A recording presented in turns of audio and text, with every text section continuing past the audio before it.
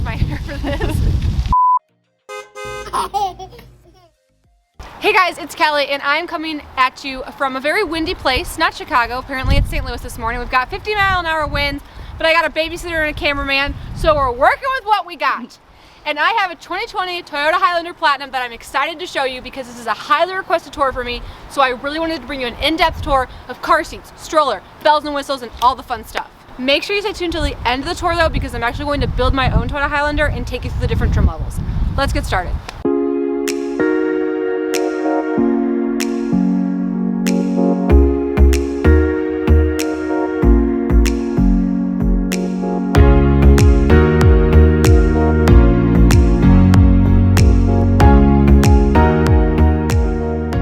Okay, so when you guys look at the front of the Highlander, we've got a lot of beautiful elements. I love the high gloss black trim. I talk about that a lot. I think it's beautiful.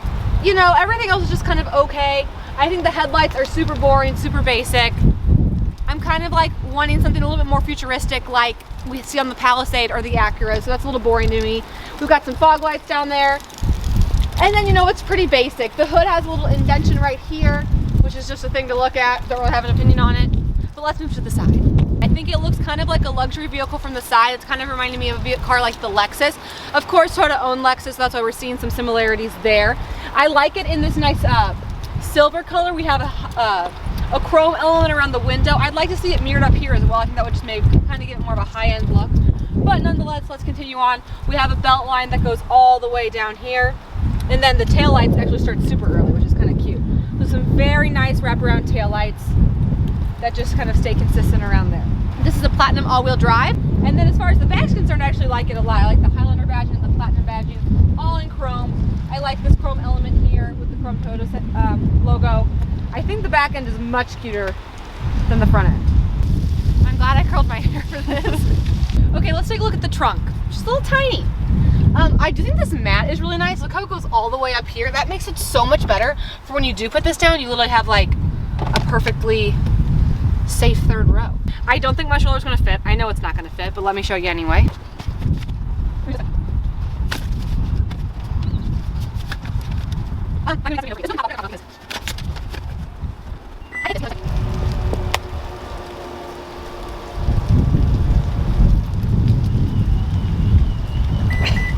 Oh, she says, I almost thought, I was like, you're kidding.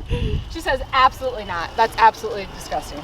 Let me give you a shot of the trunk with the third row down, just to kind of give you an idea. So here's a shot of the trunk space with the third row down. Again, I'm loving this mat. How nice is that? It will totally protect the back of the seats to kind of give you some more space. Let's see if there's anything else fun to talk about. You know, a little something, nothing too crazy. There's no lights back here. There's no like additional cubby spaces in the back. I don't love that. I like to see a little bit more organization in my trunk space. Overall, I'm not obsessed with the trunk, but let's get into the interior. Okay, so from the driver's perspective, the car is pretty comfortable. It feels very wide, a little bit wider than I was kind of expecting, but I've got good head clearance. I've got actually really good visibility. These headrests are a little bit bulky, so it's kind of obstructing my view from that way. But overall, I'm pretty comfortable. We've got the panoramic sunroof. Let's take a peek at her. Hey, her. The steering wheel's a little thin, but it is a telescopic steering wheel. On the Platinum Edition, I have the heated steering wheel, which is super nice. And then we have just like this puzzle of infotainment system. So there's a lot to break down here. I do have heads-up display, which never picks up on the camera, but heads-up display basically displays information onto the windshield. And if you're thinking, Kelly, how does it not distract you? It really is just like in perfect line of sight, and I can see what the speed limit is, what direction I'm going, and how fast I'm going. So it's 3 pieces of information displayed. That's totally customizable, so if it's too much to look at, you can take it off, but I actually like it. But then I have this really beautiful interior system. I'm obsessed with this screen. I think it's so nicely displayed. I love how this silver part kind of goes around and hugs it. It's a touch screen, but we also have like quick buttons here. I can go to map and it takes me right to my destination. So I like the quick buttons with the addition of the touchscreen. I think it makes it super easy to use. And then I have all my climate control features down here. Let me just tell you something though, the ventilated seats in this car are not worth it. So if you're looking at the different trim levels and you think you want the ventilated seats, don't pay up for it in the Highlander because like we can hear them, but I cannot feel them. The heated seats are awesome though. Turn those back on. Oh, the heated steering wheel is so nice. Okay, so anyway, like I was saying, one thing I don't love is how this beautiful screen is met with this average looking display. I feel like they don't integrate well at all together. It feels very PC. I'm surprised it's not a digital display, and it just doesn't really look like it goes at all. They don't look like they're married. They look like they just met. I do like some of the information displayed on my instrument cluster. We have something called a seatbelt status, which tells me who doesn't have their seatbelt on. So since I have my seatbelt on, my seat is gray, but since you don't, your seat is red for put your seatbelt on. Let's kind of move on to this center console bridge area. We've got our two little cups here, pretty good sized cup holders. I do like this little area for like keys or even your cell phone. We've got another little catch-all with a USB, we keep going. 3 USBs and a 12 volt, that's super cool. Moving into our shifter, keeps it very basic. We have our different drive modes, and then we've got our parking brake right there, and then auto hold. Auto hold is one of my favorite features in a car. I don't talk about it a lot, but basically if you are in drive, and then you hit the auto hold button, you could actually take your foot off the brake and the car will stay parked. So I love this for like drive-thrus or stoplights. I think it's super nice. Helps when you're driving with heels because like it kind of hurts like constantly pressing on the brake, so I'm a fan of that. Okay, let's talk about this center console area because I'm not obsessed. First of all, that's cumbersome. Like I guess that's a wireless charger. It just seems like an additional thing for me though. Okay, so then I mixed this up and then I met with this, a little change collector. I take the change collector out. Sorry, it's a little dirty down there. It's an okay size center console, but this is so narrow. This is a size 5 diaper I brought for reference. So you can see, I mean, it's a decent size. It just feels very like narrow. Oh my gosh, my whole elbow goes in there. It's really deep. Wow, look at that. My elbow disappeared. But I just feel like I need a little bit more room coming out. Like I feel like I'd be like, oh my gosh, my diaper. It's not dramatic at all. As far as the rest of the interior elements are, I do really like some of the different materials used. I think that this like textured cloth almost kind of gives it like a faux carbon fiber moment. Some contrast stitching, a high gloss faux wood trim, some nice chrome elements, and some nice leather in places like a faux leather dash. I think the headliner is a little bit basic. Cubby spaces are shallow, but they're there. I'm not obsessed. Not obsessed. Okay, let's talk about the car seat setup.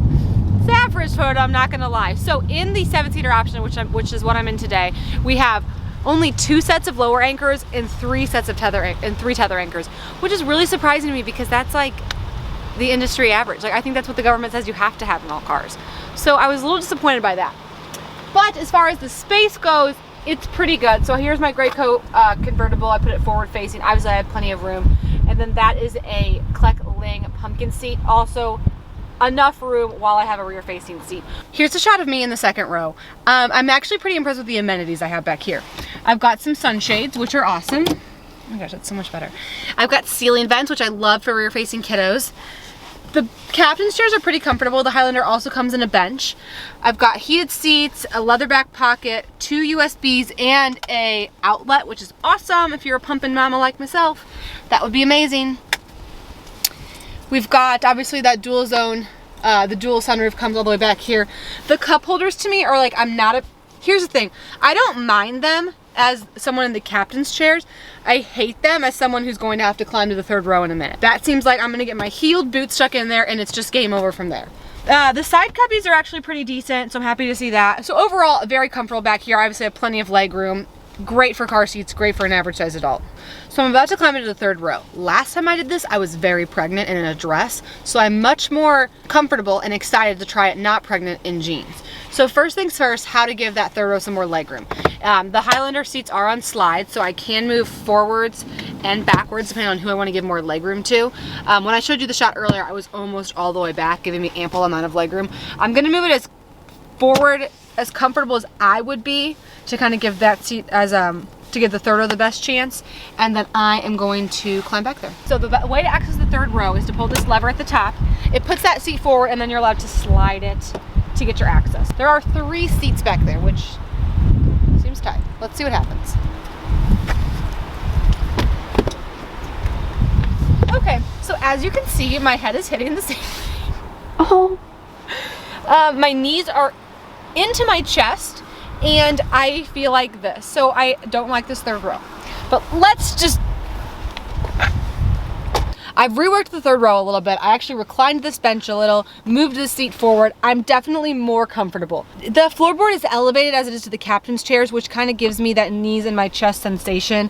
I don't love that for a fairly tall adult, but it's better than I remember it being last time. So I'm happy to see that. I do think 3 is very tight around here. It'd be very hard to fit 3 adults. I think it's much more comfortable for 2. Let me get you a shot of me in this middle seat. I mean, yeah, like my thighs are completely hanging onto either side. So that's not great. It's just okay. As far as my amenities go, I am impressed to see I still have ceiling vents and 2 cup holders on either side. I honestly prefer these cup holders than to the ones in the second row, so that's something. You know, it's a little narrow. Reclining the seat definitely helps me, but I mean, I'm still pretty close to hitting the ceiling. So overall, the third row is just okay. Well guys, we're going to take a lunch break. I just wanted to test drive it. It drives not great. It drives like a truck, very boxy. The pickup's just okay. I'm not trying to be a Debbie Downer about it, because I know a lot of people like the Highlander. I just have some thoughts, but you know what? They're just my thoughts. And if you like it and it's working for your family, know that I'm happy for you. People always ask me like, how do I know if it's the right car? It's kind of like a wedding dress. Like, you'll just know. You'll enjoy how you feel when you drive it. It'll just feel right. This to me does not feel right. So to wrap up my tour of the 2020 Toyota Highlander, overall, I really like a lot of elements, especially in the first 2 rows. I love the ceiling vents, I love the infotainment system. However, it's falling short on some other elements. I'm not a fan of the center console. I wish the cubby space was a little bit better. And I do think the third row and the trunk are a lot smaller compared to some other competitors. Personally, I'm not a fan of the drive. I thought it was very truck-like, very lagging. The Toyota Highlander, of course, is known for their great reliability and dependability ratings. So, you know, overall, it's not my favorite 7-passenger on the market, but I could see how it would work for a lot of people. The Highlander is also pretty expensive when you're looking at some other cars in its class, so that's something to keep in mind, especially for a non-luxury vehicle. You know, the price tag can easily be upwards of high 40s, low 50s. So that's something to remember. I hope you guys enjoyed this video. Please like, subscribe, and comment.